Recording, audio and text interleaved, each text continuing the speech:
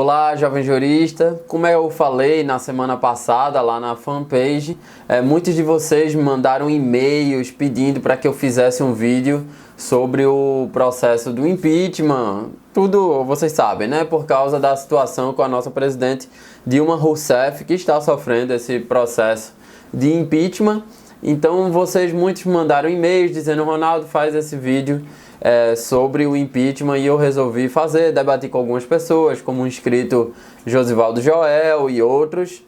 Então eu resolvi fazer esse vídeo, demorei um pouco porque eu fui pesquisar para fazer uma aula bem redondinha para vocês. Então o objetivo dessa aula, como eu disse, vai ser para a gente analisar o processo de impeachment, onde surgiu essa ideia de impeachment, quais são as características do impeachment, qual é a legislação aplicável ao impeachment e qual é o procedimento do impeachment até uma condenação ou absolvição. Então o vídeo de hoje é um vídeo atual, porque está se falando de um tema que talvez seja o tema mais debatido no cenário político brasileiro, vai ser sobre o impeachment.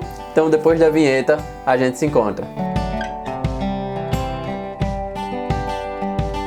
Bom, eu escolhi uma estratégia meio enviesada para explicar para vocês o que é o impeachment. A estratégia foi a seguinte: primeiro eu vou explicar o que não é o impeachment. Por quê? Como é um fenômeno que está sendo muito debatido na sociedade e debatido por uma série de pessoas que não necessariamente são juristas ou cientistas políticos ou sociólogos políticos, que são aquelas pessoas que normalmente se preocupam com essas temáticas constitucionais.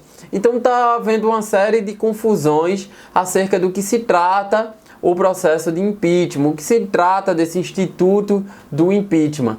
Então eu resolvi começar esse vídeo dizendo o que o impeachment não é, para o que ele não serve, quais são os problemas que ele não serve para resolver.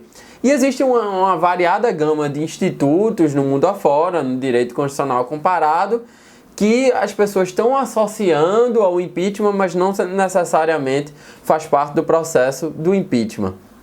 O primeiro instituto jurídico é o Instituto do Recall.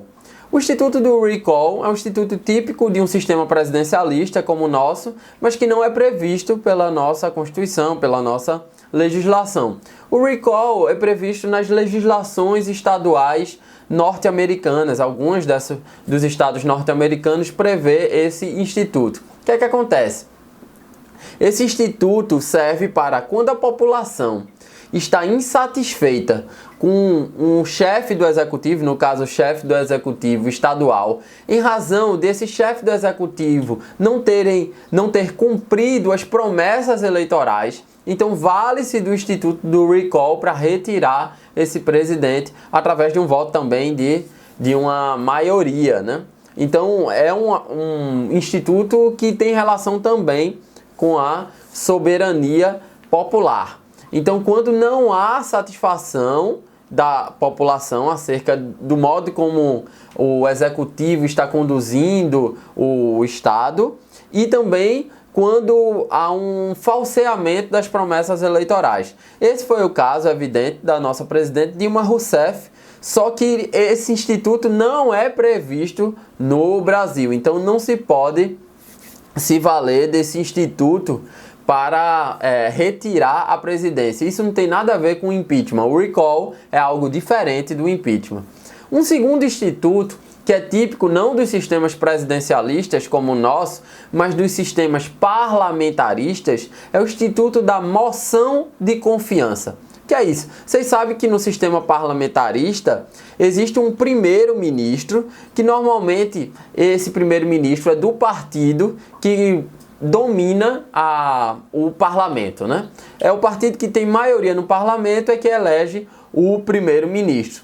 Quando há uma crise institucional grande, e normalmente quando a oposição, ou seja, a minoria do parlamento, propõe uma moção de censura, o contra-ataque para essa moção de censura é a chamada moção de confiança, que a prática é saber se esse primeiro-ministro ainda tem o apoio da maioria dos parlamentares. Então o primeiro-ministro ele propõe essa moção de confiança e o objetivo dele é ganhar um voto de confiança. Na prática, o que é que acontece? A maioria dos parlamentares vai dizer se mantém o primeiro-ministro ou não, ou retira esse primeiro-ministro. Então, essa moção de confiança, caso não se confirme, vai virar uma moção de censura e o parlamento é dissolvido. Esse primeiro-ministro, ele cai da administração governamental.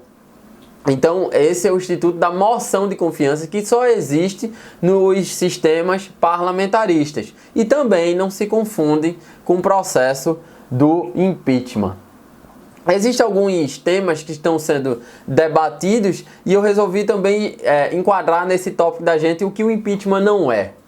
A questão da perda da popularidade que a gente viu no instituto do recall, o impeachment não serve para resolver o problema da perda da popularidade. Veja, a presidente Dilma Rousseff, ela foi eleita naquele ato que a gente chama de eleição e ela foi eleita por maioria dos brasileiros. Só que é inegável que com o governo dela, não vou abordar se foi por uma pressão da imprensa, por uma falta de governabilidade, etc, etc, mas a realidade é que hoje ela tem menos apoio do que tinha na época da eleição. Só que o Instituto do Impeachment não serve para isso, para resgatar a popularidade e eleger um presidente mais popular. Então o impeachment não serve para isso.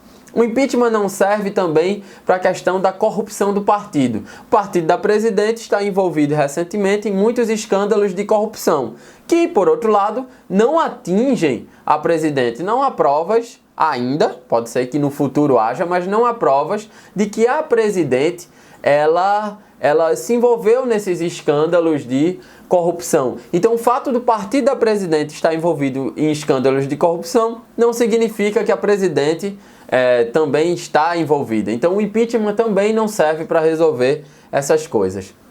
O impeachment, por fim, não serve para resolver crises econômicas.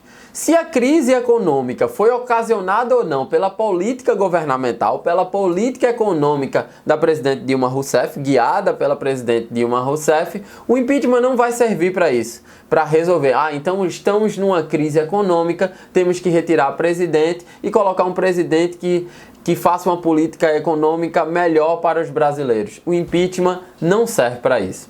Então a gente viu para que não serve o impeachment. Então chegou a hora da gente ver para que serve o impeachment. O que é esse instituto do impeachment? Antes de propormos uma conceituação sobre o que seja esse instituto do impeachment, é interessante que a gente saiba a origem histórica desse instituto, onde surgiu o Instituto do Impeachment. Veja, o Instituto do Impeachment surge na chamada Baixa Idade Média, ou seja, no fim da Idade Média, lá pelo século XIV, e surge na Inglaterra. E qual era o objetivo desse impeachment? Veja aí no quadro, o objetivo, a origem histórica desse impeachment. A origem histórica desse impeachment era tirar do poder aqueles agentes públicos que estavam amparados pela irresponsabilidade jurídica total. O que isso quer dizer? Era a aplicação de um instituto que só se aplicava na época ao rei, que era a ideia de que o rei não erra, the king can do no wrong. Então, o rei não erra, era a aplicação desse instituto para os demais ministros de Estado. E esse instituto gerava uma irresponsabilidade desses agentes públicos. O Instituto do Impeachment veio para corrigir essa ideia do the king can do no wrong. E o impeachment iniciava-se na Câmara Comum, a Câmara dos Comuns, e terminava na Câmara dos Lordes, que é mais ou menos o que ocorre com o sistema brasileiro, que se inicia na Câmara dos Deputados e termina esse instituto no Senado Federal. Veja, a Constituição da Filadélfia, aquele estado americano, em 1867, essa Constituição da Filadélfia, ela importa esse instituto do impeachment de uma forma um pouco diferenciada, e o Brasil, também de forma diferenciada, importa dos Estados Unidos na Constituição de 1891. Eu falo de forma diferenciada e a gente vai abordar mais para frente, porque a natureza jurídica do instituto do impeachment na Inglaterra tem uma, que é uma natureza penal, e a natureza jurídica do impeachment nos Estados Unidos e no Brasil é de natureza político-administrativa. É diferente, mas a gente vai ver mais pra frente do vídeo. Então, como a gente pode conceituar um impeachment? Vejam no quadro.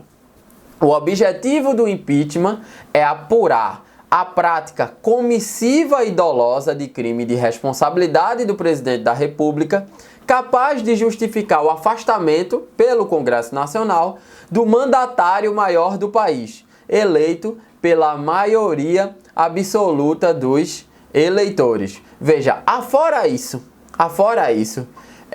o impeachment, se o impeachment não estiver atrelado ao crime de responsabilidade, afora esse fato, aí é mero golpe.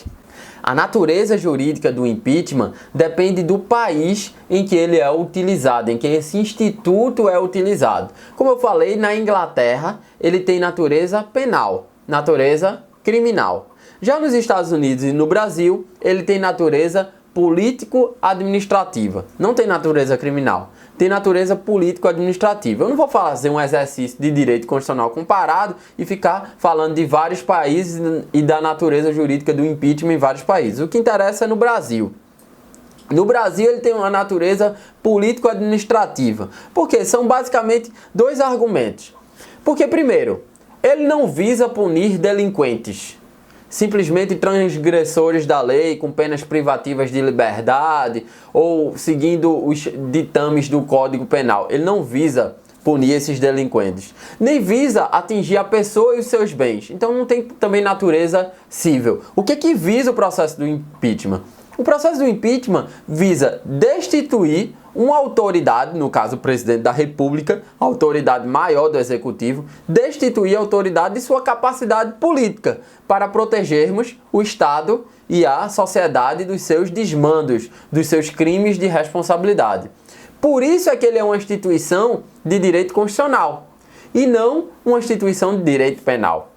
O segundo argumento, que tem relação com esse anterior, é que a responsabilidade do presidente da República pode ser aferida também no Poder Judiciário. Veja lá, o processo do impeachment é um processo político que se dá no Congresso Nacional.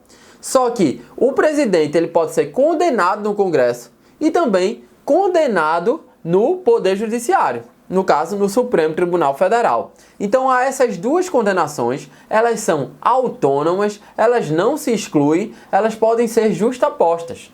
Então se o impeachment tivesse uma natureza criminal, não poderia existir o processo na justiça comum, no Poder Judiciário, porque sob pena de ofender o princípio do ne bis in idem, ou seja, o fato de que ninguém pode ser punido duas vezes pelo mesmo fato, pelo mesmo ocorrido, pela mesma situação. Então, se ele tivesse natureza criminal, essa dupla punição não poderia ocorrer.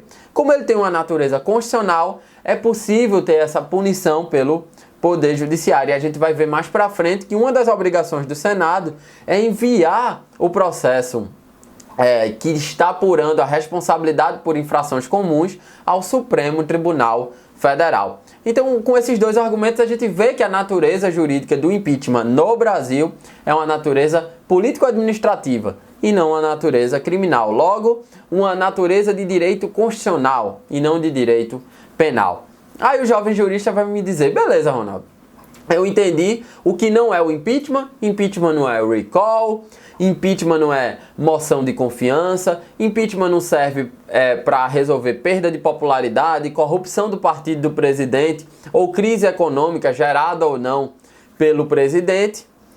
Eu vi também qual é a natureza jurídica do impeachment, que é uma natureza política administrativa, só que eu quero saber do direito positivo. Eu quero saber qual é a legislação, quais são as normatizações aplicáveis no processo de impeachment. Então eu vou lhe dizer sucintamente quais são essas legislações. Em primeiro lugar, o que é aplicável é a Constituição. A Constituição, tanto na parte de competências da Câmara dos Deputados e do Senado Federal, quanto principalmente nos artigos 85 e 86 da Constituição, que vai apurar os crimes de responsabilidade.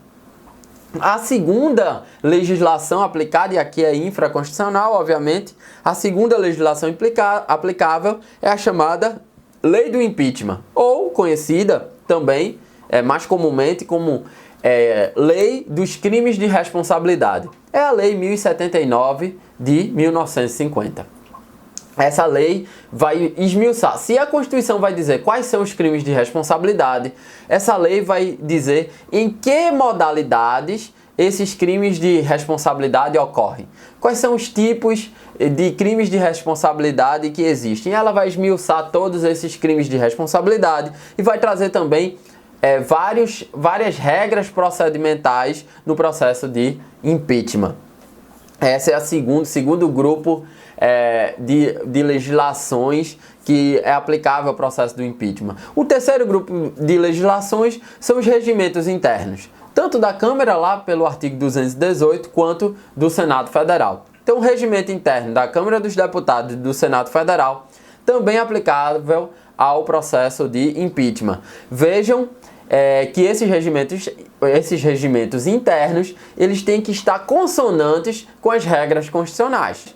Porque o Supremo Tribunal Federal, ele exerce um controle acerca da constitucionalidade desse procedimento. Vejam que hoje, no momento em que esse vídeo está indo ao ar, o processo de impeachment está suspenso por decisão do ministro Fachin, ministro do STF. Porque a votação do recebimento do impeachment na Câmara dos Deputados foi feita de forma secreta, foi feita por voto secreto, quando constitucionalmente os ministros entenderam que tem que ser uma votação aberta. E por último, não é uma legislação, mas também é uma forma de normatização. A última normatização que vocês têm que estar atentos quando vão falar do processo de impeachment é o Mandado de Segurança 21.689-1 de 1995, que teve como relatoria o ministro Carlos Veloso. O que é esse mandado de segurança? Veja, no processo de impeachment do ex-presidente Fernando Collor de Mello, houve uma série de decisões do Supremo Tribunal Federal que tentaram regular esse processo de impeachment, como esse processo de impeachment iria ocorrer. Então, foram exaradas uma série de decisões e a decisão mais importante é esse mandado de segurança que está aparecendo na sua tela aqui. Por esse mandado de segurança, o Supremo Tribunal Federal estabeleceu uma série de normatizações sobre o processo de impeachment. A expectativa também é que ele faça algo parecido no caso do impeachment, do processo de impeachment da presidente Dilma Rousseff. Aí você, jovem jurista, vai me perguntar, mas Ronaldo, qual é o procedimento? Como ocorre esse processo do impeachment? Onde é que começa esse processo de impeachment? Onde é que termina? Quem é capaz de propor essa denúncia que vai iniciar o processo de impeachment? Como é que tudo ocorre? Veja, a primeira coisa que a gente tem que saber é o que eu acabei de falar. Quem vai propor? Quem é legítimo para propor uma denúncia contra o presidente da República, alegando que o presidente da República incorreu em crime de responsabilidade? Veja, quem é legítimo? Todo cidadão brasileiro. Todo cidadão que estiver no gozo dos seus direitos eleitorais, ele é legítimo para escrever uma peça jurídica, um documento jurídico, que a legislação chama de denúncia. Então, nesse caso, a denúncia não é só um ato privativo do Ministério Público, mas, na verdade, nesse caso, é de todo cidadão. Todo cidadão, ele tem legitimidade para oferecer essa denúncia, devendo instruir essa denúncia com os documentos necessários para provar o alegado, provar a ocorrência do crime de responsabilidade. Então, todo cidadão pode oferecer essa denúncia, e foi o caso. Esse processo foi feito, essa denúncia foi feita por 3 professores. O professor Miguel Reale, da USP, a professora Janaína Pascoal, também da USP, e o doutor Hélio Bicudo, que foi um ex-ministro da Justiça.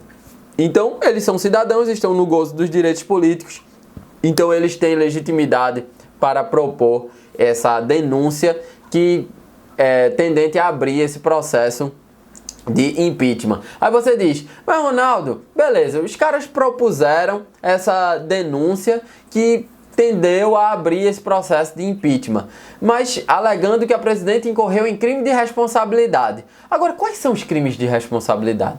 Bom, os crimes de responsabilidade estão previstos no artigo 85 da Constituição. Veja o quadro que está aparecendo na sua tela. São crimes de responsabilidade os atos do presidente da República que atentem contra a Constituição Federal e especialmente contra a existência da União, o livre exercício do Poder Legislativo, do Poder Judiciário, do Ministério Público e dos poderes constitucionais das unidades da Federação, o exercício dos direitos políticos, individuais e sociais, a segurança interna do país, a probidade na administração, a lei orçamentária, o cumprimento das leis e das decisões judiciais. E tem um parágrafo único que diz que esses crimes, todos esses crimes, serão definidos em lei especial que estabelecerá as normas de processo de julgamento. Bom, essa lei que a Constituição se refere, essa lei especial, ela já existe, que é a Lei 1079 de 1950, ou seja, existe 38 anos antes da Constituição. Então a Constituição se remete a essa lei e essa lei foi recepcionada pelo STF no momento do julgamento do impeachment, dos procedimentos acerca do impeachment do presidente Fernando Collor de Mello. Essa lei, como eu disse, ela esmiuça todos esses tipos de crimes de responsabilidade e a lei vai trazer subtipos referentes a esses tipos. A lei vai esmiuçar quais são, na prática, os atos do presidente da República que importam em crime de responsabilidade. E aqui uma questão importante, que é a questão de como é praticado esse crime. Como esse crime pode ser praticado? Ele é praticado apenas por ação? Ele é praticado apenas por omissão? Ele é praticado na modalidade culposa? Ou ele é só praticado na modalidade dolosa? Veja, a doutrina majoritária estabelece que esses crimes não podem ser praticados na modalidade culposa, ainda que na forma de negligência. Deixou de observar, deixou de atentar, deixou de fiscalizar. Não pode ser praticado na forma culposa, nessa forma de negligência.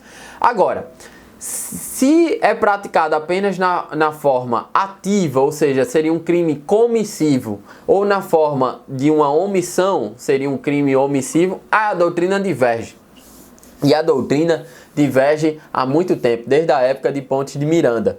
A doutrina diverge e, para usar personagens juristas atuais, pego dois constitucionalistas. No parecer de Marcelo Neves sobre esse processo de impeachment da presidente Dilma Rousseff, Marcelo Neves defende que tanto pode ser um ato comissivo como omissivo, porque a lei estabelece tipos omissivos. Os crimes de responsabilidade previstos na lei, existem também tipos omissivos desses crimes de responsabilidade e não apenas comissivos. Já Gilberto Bercovitch, que fez outro parecer, todos esses pareceres eu vou deixar aqui na descrição do vídeo para que vocês possam se informar e se aprofundar no tema. Gilberto Bercovitch vai dizer que só se pode na modalidade comissiva, ou seja, por ação. E não há que se falar, diz Gilberto Bercovitch, na modalidade de crimes omissivos impróprios, que seria uma omissão por deixar de praticar algo. Aqueles previstos no artigo 13, aqueles parágrafos do artigo 13, que é aquela obrigação de cuidado. Se você se obrigou a cuidar de determinado bem jurídico, você é obrigado a zelar por aquele bem jurídico, e se você se omite no zelo daquele bem jurídico, você incorre num crime que a gente chama de omissivo impróprio. O Gilberto Bercovitch, ele vai ser muito claro, ele vai dizer, isso é uma doutrina, esses crimes omissivos impróprios, é uma doutrina típica de direito penal. Só que esse instituto é de direito constitucional. Então a doutrina diverge se pode ser praticado por ação ou por omissão. O que a doutrina não diverge é que tem que ser na modalidade dolosa. A modalidade culposa não entra nesses crimes de responsabilidade. Aí vamos lá.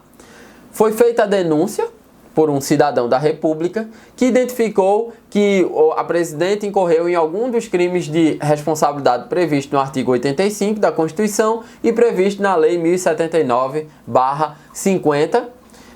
E esse crime foi feito dolosamente, essa ação foi dolosa, essa ação ou omissão, dependendo da doutrina, foi dolosa. Então, o que é que tem que se fazer? Quem recebe essa denúncia feita por um cidadão da nossa República? Quem recebe, segundo a Constituição e segundo o regimento interno da Câmara dos Deputados, quem recebe é o presidente da Câmara dos Deputados. Então, o presidente da Câmara dos Deputados vai analisar se existe um lastro mínimo probatório que enseje essa denúncia, que robusteça essa denúncia, que dê legitimidade a essa denúncia. Então, o presidente, ele recebe essa denúncia, como de fato ele recebeu a denúncia, e ele cria uma comissão especial. O artigo 218, parágrafo 2º, vai dizer que o presidente tem que criar uma comissão especial para essa comissão elaborar um parecer que será lido em plenário e os deputados irão votar acerca de se esse parecer é válido, esse parecer que explica a denúncia ou não é válido. E aqui a gente não pode confundir as coisas. O fato do presidente ter recebido essa denúncia não significa que houve um recebimento formal da denúncia. Não significa que foi instaurado o processo contra o presidente da República.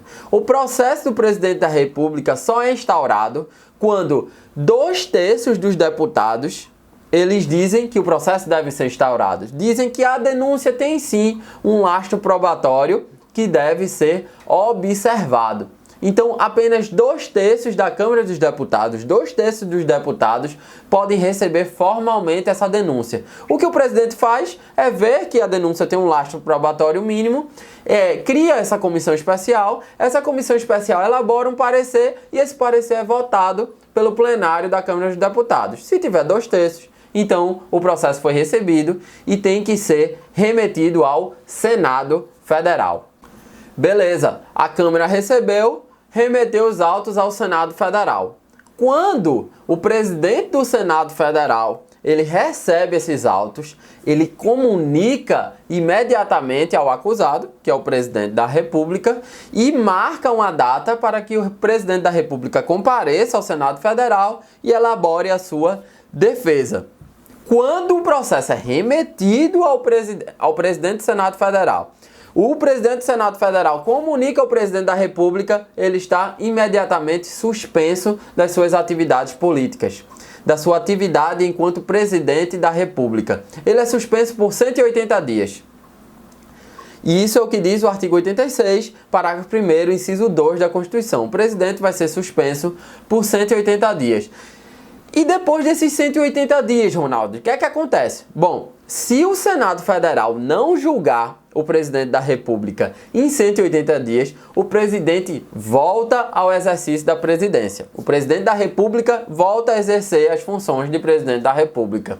Aí você me pergunta, mas Ronaldo, isso significa que o processo do impeachment morreu? Não.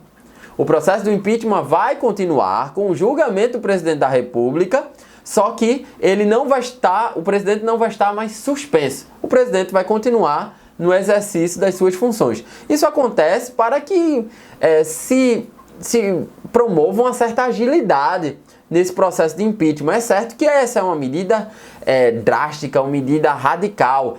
O processo de destituição do presidente da República é uma medida tão radical que exige muita deliberação, exige muita paciência e muito cuidado no resultado desse processo de impeachment. Só que, ao mesmo tempo, o país não pode ficar eternamente sem um presidente da República sendo governado apenas pelo vice-presidente da República, que em alguns casos também podem estar envolvidos nos crimes de responsabilidade. Então isso é uma questão de segurança da própria soberania do país também, né?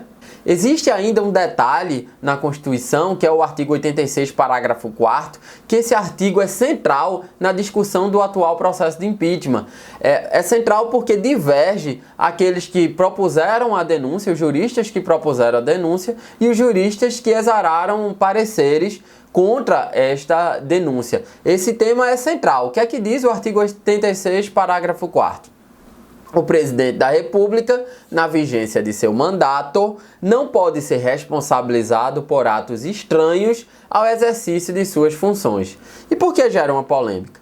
Porque os pareceristas que foram contra essa denúncia, eles disseram o seguinte nos seus pareceres. Veja, esse dispositivo constitucional, artigo 86, parágrafo 4º, significa que o presidente não vai poder responder por crime de responsabilidade que foi ocasionado no mandato anterior. Porque a nossa presidente, ela foi reeleita. Então, em tese, ela governaria por 8 anos. Só que o argumento desses juristas, desses pareceristas, é que quando ela é reeleita, não há uma continuidade desse mandato. Não é um mandato de 8 anos, porque isso seria inconstitucional. São 2 mandatos de 4 anos e esses mandatos não se comunicam. Os atos cometidos nestes mandatos não se comunicam. A presidente da República, que está no 2º mandato, não responde pelos atos políticos, pelos crimes de responsabilidade que foram ocasionados no 1º mandato. Esse é o argumento deles e é a doutrina majoritária. Pensa assim. Só que os juristas que fizeram a denúncia não pensam assim, pensam de forma diferente. O argumento dele é uma posição bem minoritária, eu diria que é uma posição isolada. O que é que dizem os juristas que fizeram a denúncia? É claro, vocês vão ler a denúncia, vocês vão ler os outros pareceres, que eu vou deixar tudo na descrição, e vocês vão tirar as suas próprias conclusões. O que é que dizem os juristas que fizeram a denúncia? Eles dizem que essa é uma leitura equivocada desse dispositivo constitucional. Esse dispositivo constitucional apenas diz, quando ele diz, por exemplo, que não pode ser responsabilizado por atos estranhos ao exercício de suas funções, ele quer dizer que o presidente da República não pode ser responsabilizado, ou seja, sofrer o impeachment pelos atos que ele comete enquanto cidadão comum. Enquanto particular, lá na sua casa, lá na sua rua, enquanto cidadão. Ele não pode sofrer um impeachment de um crime ou de qualquer ato ele cometido enquanto cidadão. O que ele pode... Agora, isso não significa que os crimes cometidos no mandato anterior, ele não possa ser responsabilizado por esses crimes. Porque, segundo esses juristas, não há solução de continuidade. É o mesmo presidente, então como é o mesmo presidente, ele pode responder em qualquer tempo, claro, obedecendo regras de prescrição, em qualquer tempo por seus crimes de responsabilidade, até porque esses crimes de responsabilidade foram feitos no exercício da sua função. Que função? De presidente da República. Mas lembre-se que essa é uma posição minoritária, a posição majoritária é que esse presidente ele não pode ser responsabilizado por atos cometidos no mandato anterior. Aí você faz... Quem é que preside o Senado no julgamento do presidente da República? Bom, quem preside o Senado é o presidente do Supremo Tribunal Federal. Vejam só, é um ato muito radical esse ato do impeachment. No sistema presidencialista, é o ato político mais radical. É retirar um presidente que foi eleito licitamente e que foi eleito pela maioria da população, retirar porque ele cometeu em tese um crime de responsabilidade. É um ato muito drástico e é um ato muito radical. Então, para isso, é preciso que haja participação de todos os poderes. O executivo participa na posição de acusado e na posição, mas ele tem todas as garantias do devido processo legal, da ampla defesa, do contraditório, todas as garantias constitucionais aplicáveis à espécie. O legislativo, ele vai participar de 2 formas, um com a autorização do processo do impeachment na Câmara dos Deputados e um com julgamento do processo do impeachment no Senado Federal. E o Judiciário vai participar fiscalizando a constitucionalidade do processo de impeachment, do procedimento de impeachment. Como a gente já viu, o Supremo Tribunal Federal já anulou uma eleição nesse caso do impeachment, porque essa eleição foi em voto secreto, quando tem que ser em voto aberto. Então o judiciário ele exerce esse controle e exerce um outro tipo de participação quando é o presidente do Supremo Tribunal Federal que vai presidir o julgamento do impeachment no Senado Federal.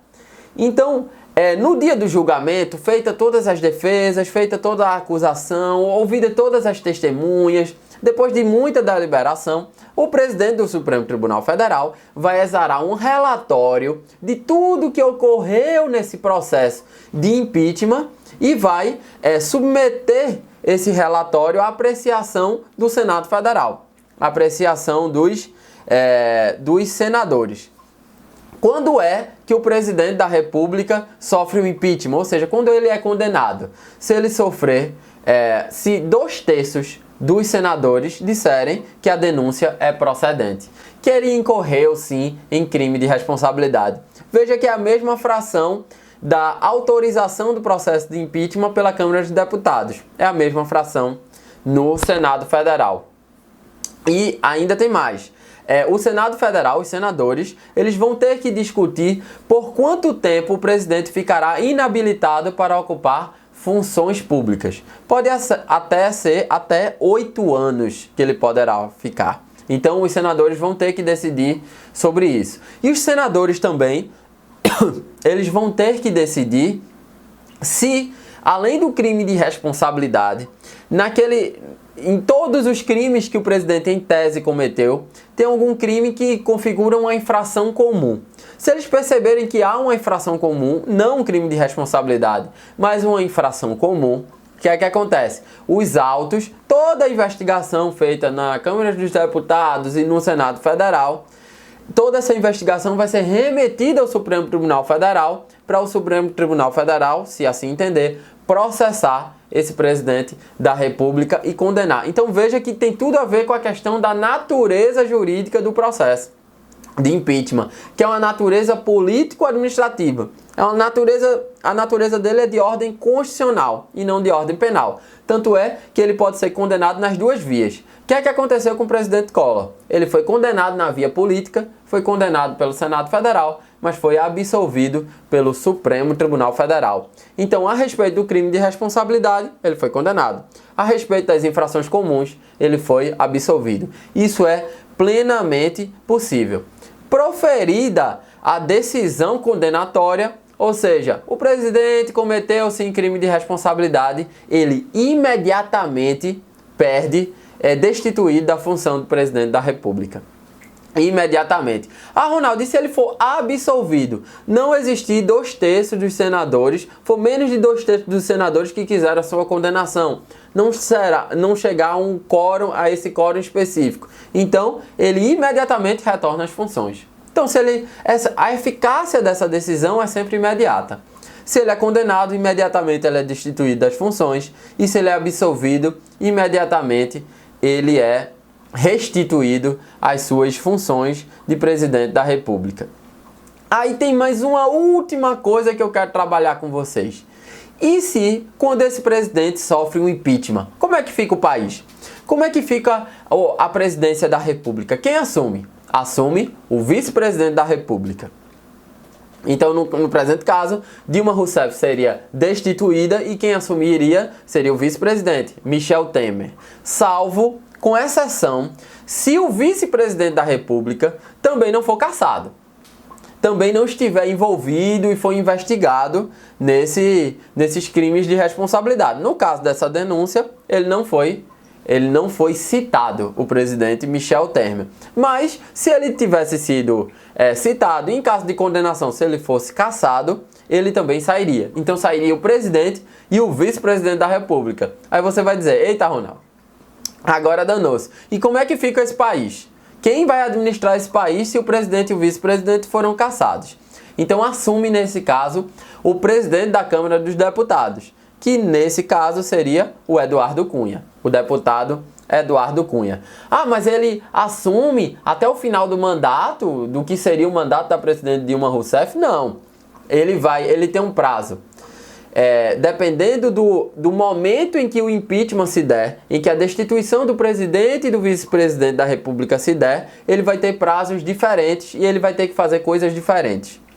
Se for nos 2 primeiros anos do mandato da presidente, que é o caso se ela fosse destituída amanhã, por exemplo, ainda não teria se completado os 2 primeiros anos do mandato. O que é que o presidente da Câmara tem que fazer? Tem que, no prazo de 90 dias, convocar eleições diretas. Que eleições são essas? Todos nós, eu e você, vamos ter que votar mais uma vez em um presidente da República. Lembrando-se que não poderíamos votar, provavelmente, nem na Dilma Rousseff, nem no Michel Temer, porque eles estariam destituídos do cargo e estariam impossibilitados de ocupar durante 8 anos outra função pública, como ocorreu com o ex-presidente Fernando Collor de Mello.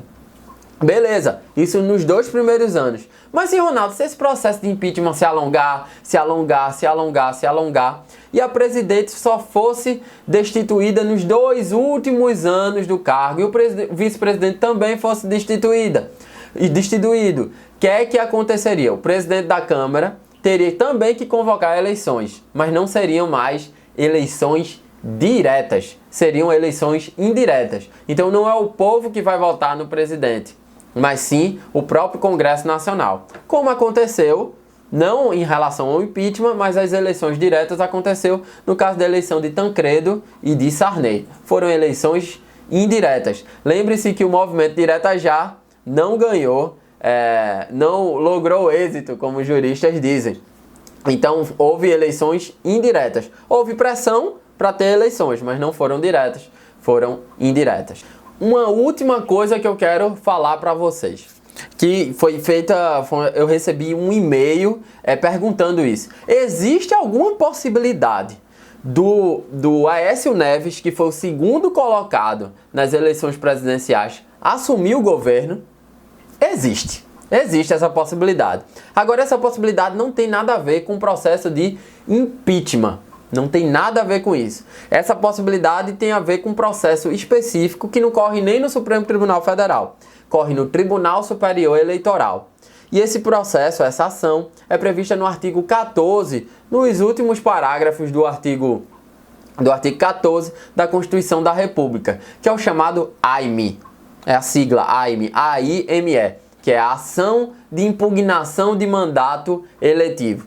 Essa ação de impugnação de mandato eletivo ocorre quando se entende que o presidente da República se elegeu com abuso de poder político ou abuso de poder econômico. Então se impetra essa ação de impugnação de mandato eletivo lá no Tribunal Superior Eleitoral para destituir o presidente da República do seu cargo, e aí nesse caso destituiria-se o presidente e o vice, e quem assume, caso essa ação for procedente, é o segundo, no caso Aécio Neves. Mas isso não existe, Ronaldo. É claro que existe, inclusive existe essa ação e essa ação está correndo. Essa ação está correndo no Tribunal Superior Eleitoral. Aqui na descrição do vídeo eu vou deixar o número dessa ação para aqueles que quiserem acompanhar essa ação de impugnação de mandato eletivo. Então essa seria a única possibilidade do presidente e o vice-presidente serem destituídos do governo, não ser realizada nova eleição e o segundo, que é que é Aécio Neves, assumir o cargo de presidente da República. Mas a ação de impugnação de mandato eletivo não tem nada a ver com o processo de impeachment. Tanto é que os dois estão correndo separadamente. Tem uma ação de impugnação de mandato eletivo que está correndo o seu trâmite e tem essa ação do processo de impeachment que está correndo esse trâmite. Pode acontecer, inclusive, os dois, né? Ser dado provimento à ação de impugnação de mandato eletivo e Dilma ser destituída, e ela ser destituída também por impeachment. Ela pode ser destituída pelos dois lados ou ser destituída por nenhum dos lados. Enfim, pessoal, atendendo a pedidos dos inscritos, fiz esse vídeo sobre o processo de impeachment. Ficou um pouco longo porque eu quis fazer uma super aula para abranger todo o processo de impeachment. Espero que vocês tenham gostado. Se gostaram, dá um gostei aqui embaixo, divulgue nas redes sociais e se não é inscrito, se inscreva no canal. Até a próxima. Tchau.